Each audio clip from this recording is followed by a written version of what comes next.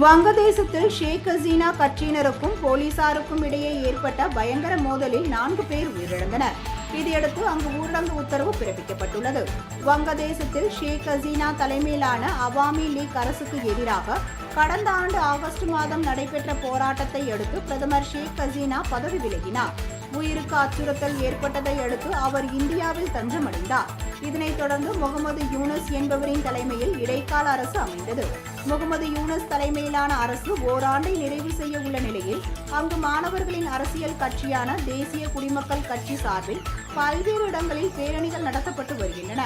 அதன் ஒரு பகுதியாக ஷேக் ஹசீனாவின் முன்னோர்கள் வாழ்ந்த கோபால்கஞ்ச் நகரிலும் பலத்த பாதுகாப்புடன் நேற்று பேரணி தொடங்கியது.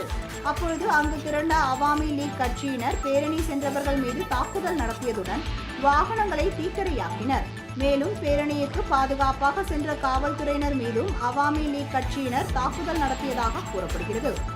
இந்த மோதலில் 4 பேர் உயிரிழந்தனர். 50க்கும் மேற்பட்டோர் பலத்த காயமடைந்தனர். இதையடுத்து கோபால்கஞ்ச் நகரில் ஊரடங்கு உத்தரவு பிறப்பிக்கப்பட்டுள்ளது.